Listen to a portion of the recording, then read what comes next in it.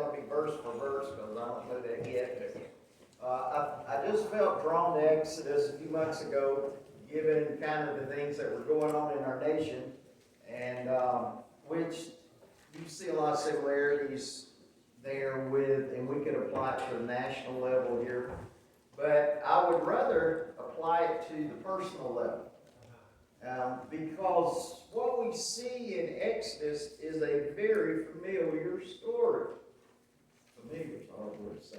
It's a very familiar story. Oh, and I forgot, we had another birthday. Jeremiah. He said, don't tell anybody. So I'm not going to tell anybody, Jeremiah. He's 11. Thinks he's 21. Happy birthday to you. Happy birthday to you. Happy birthday, God bless you. Happy birthday to you. It is Jeremy's day, right? When was his?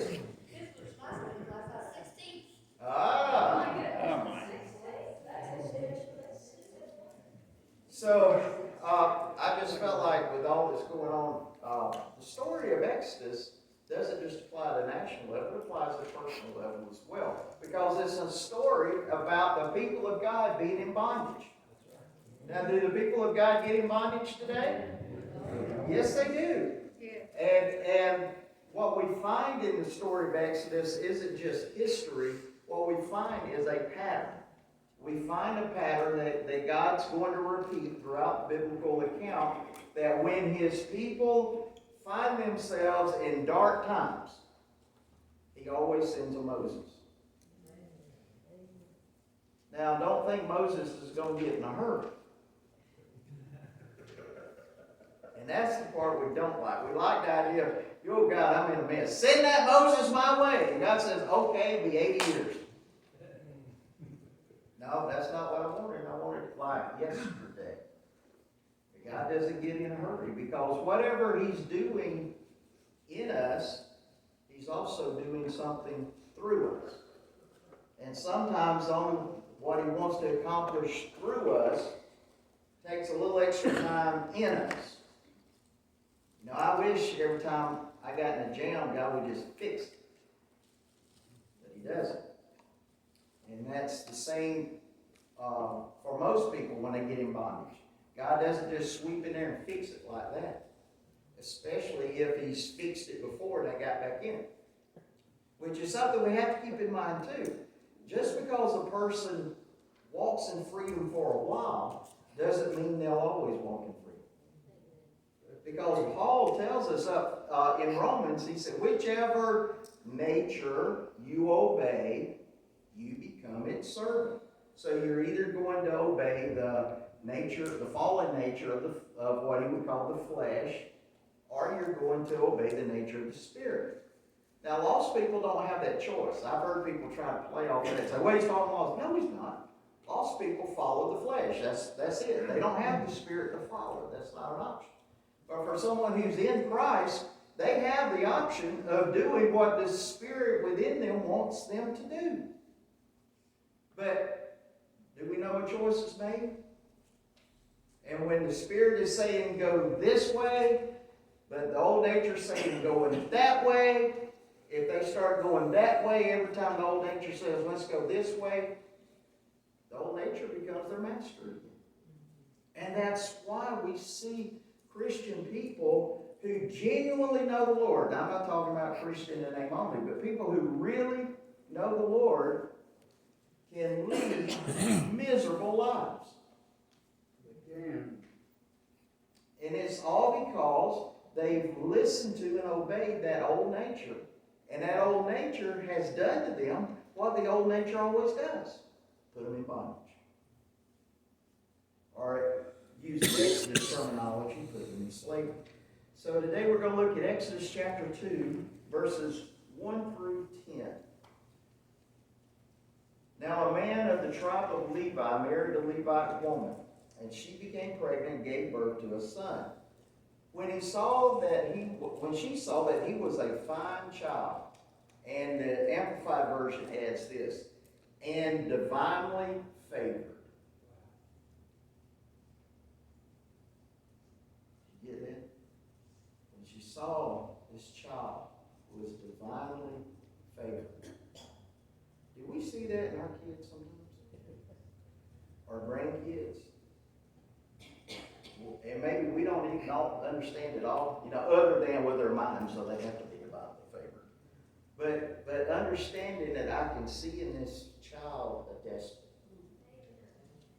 I see in this child, God's going to do something through this child that's special, that's monumental. Well, she saw that in this baby who will later be named Moses. She saw that he was divinely favored. And because of that, she hid the child for 3 months. But when she could not hide him when she could hide him no longer, she got a papyrus basket for him and coated it with tar and pitch. Then she placed the child in it and put it among the reeds along the bank of the Nile. Let's see, what was it? I saw some church had a quirky sign out yesterday that said, think you're going nuts. Moses was a basket case too.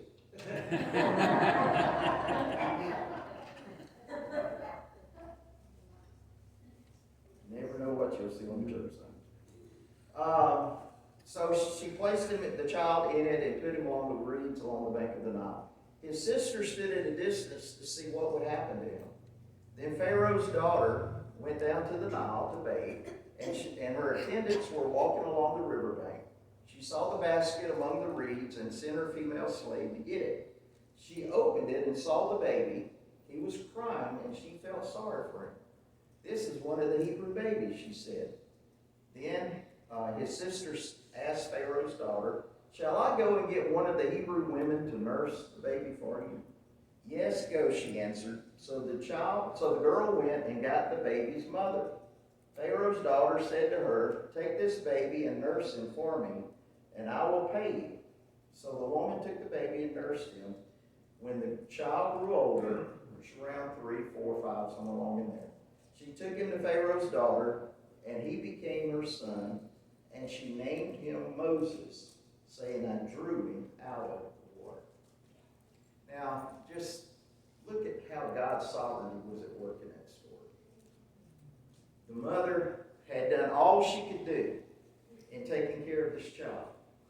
And when it came to the point she could do nothing else, they didn't put it in the story, I wish they would have, but I could just see her taking Moses in that basket down to the Nile, praying the whole way. God, I did what I can do. All I can do is give it to you now. And she put him in the water. And then God sovereignly caused the daughter of Pharaoh to go down and find him. Just think, what if she had been late that day? What if she decided, I'm not going to take a bath that day? But God was orchestrating everything. What does that mean? That means when we look at our life, and you probably won't see it in the present. You usually see it looking back. But looking back, if you look back, you'll see times where God was orchestrating events a certain way. And if it hadn't been for divine intervention and orchestrating those events, something that happened would have never happened. You see, God's in control, but he also loves us. And many times he's positioning us to do some work for him, just like Moses was positioned at this time in his life to be in a basket in the Nile. And no one understood at that point how significant that was going to be. No one understood that Moses was going to one day deliver the people except his parents, because they saw he was divinely faithful. Well, we look at the story, and of course we see a situation where Moses was born to a very dark time. The Hebrews were in slavery, had been for a couple of hundred years or so. had cried out to God for deliverance. Heaven was silent. I'm sure along the way they had their prophets arise like we've had of late, prophesying great and glorious things that never came to pass. And so we could say by the time Moses comes on the scene, probably most of the people had given up, because it just seemed like there would be no end to what they were experiencing. But God always sends Moses. And God sends Moses into this dark period of history, and through divine protection, Moses is able to move from living in the house of a slave to living in the palace of Pharaoh. And Moses is going to go through 40 years of preparation. Now, that's not where it ends. That's 40 years of academic preparation, of learning how to be a leader. In fact, some historians say he was probably already battle-hardened. They believe he was actually one who led Pharaoh's troops into fighting the Ethiopians and defeating them as a young man. And so Moses is being trained like a Pharaoh. He understands leadership. He understands how to maneuver a military. He understands how to live off the land if he have to. He's getting all this training. But that's only going to be half of the training. Because what's going to come later? 40 years of following sheep. 40 years of God working on his character. So he had the skills, he had the knowledge, but that wasn't enough. He had to have the character. He had to have the character that was so humble that he could be entrusted with the power of God to lead these people. I mean, just think about the things Moses was able to do. I don't know about you, but I've never had a stick that I threw on the ground and it turned into a snake. Now, I've had sticks I beat a snake on the ground with, but I've never had a stick to do that. I've never walked to the banks of the Mercy Creek and put my fishing pole in it and it turned red as blood. I've never been able to do any of that, but God entrusted Moses with all this power. Moses could speak to a rock and water would come out. I mean, that's a lot. What would we do if we could do all that? I'll be on TBN next week. That's right. Hey, come join my Sticks to Snakes ministry. Of course, if y'all know me, I wouldn't be messing with snakes anyway. I'd be killing all of them. But I mean, if I could just do some of what he did, I'd be on TBN. Woo! Look at me, come over here. And I'd get old man and say, folks, I trained him. But not Moses. Moses was the most humble man who ever lived. You know how he got to be that? Because in one day, he went from being slave to Pharaoh's family member. And in one day, he went from being Pharaoh's family member to shepherd. You talk about a quick rise and fall. This guy, he went from the pit house to the poorhouse in one day. And he's out in this place called Midian, where there's nothing but a few sheep and rugged terrain. And this man who was raised with Pharaoh's kids is tending sheep.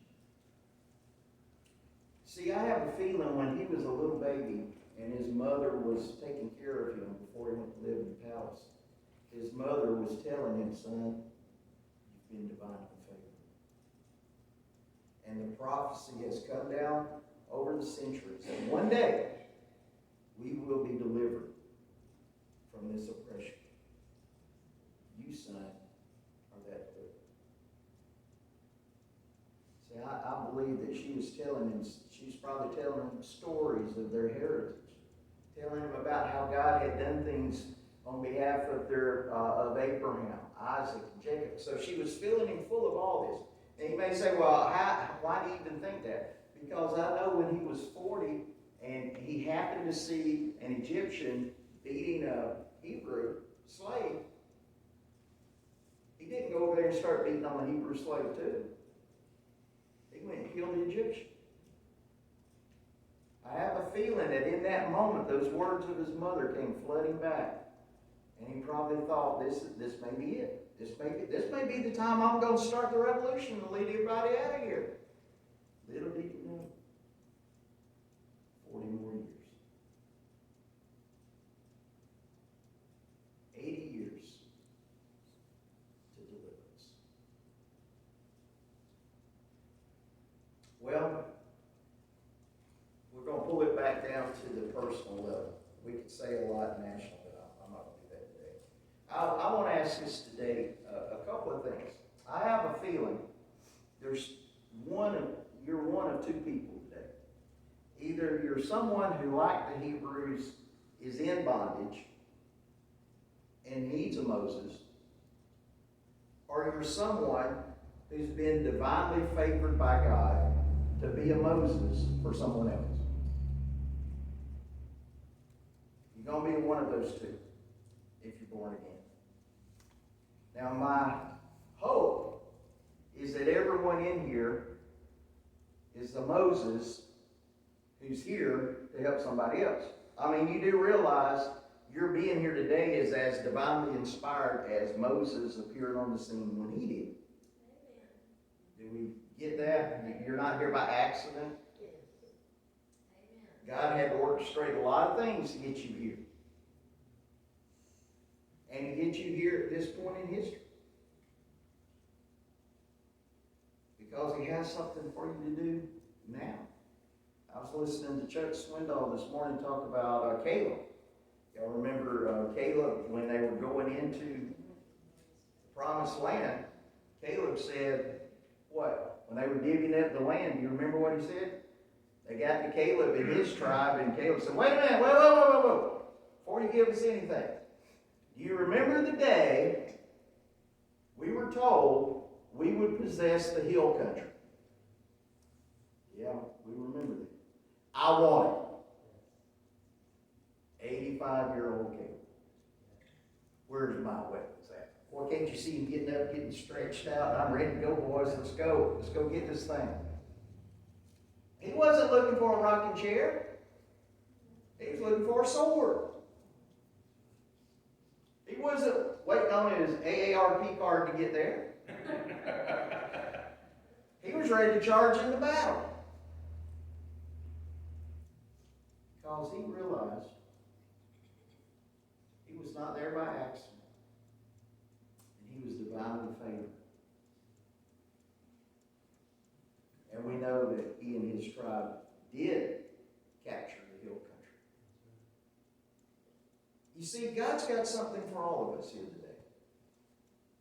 Either you're in a position of needing some deliverance from something in your life, or else you're here because God's going to use you to bring deliverance in someone else.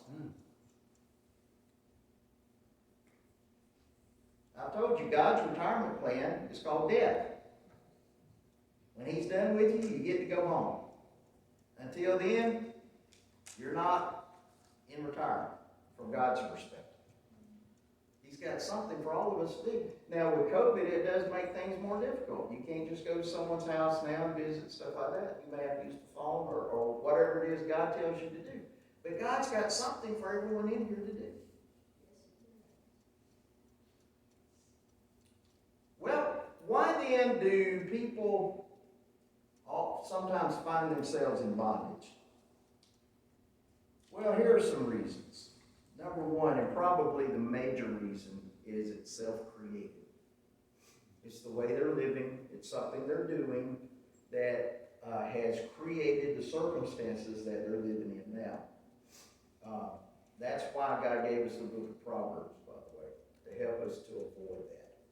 Because Proverbs is really a collection of sayings that we would call general revelation. Meaning anybody can live according to what Proverbs teaches and you're going to have a pretty good life. But if you live contrary to what it teaches there, life's going to be tough. And it doesn't matter if you're saved or not. So many times the bondage that people find themselves in is self-created. Sometimes it's not self-created. Sometimes God sends it their way for the purpose of purifying them, or to bring them closer to Him, or to advance our maturity.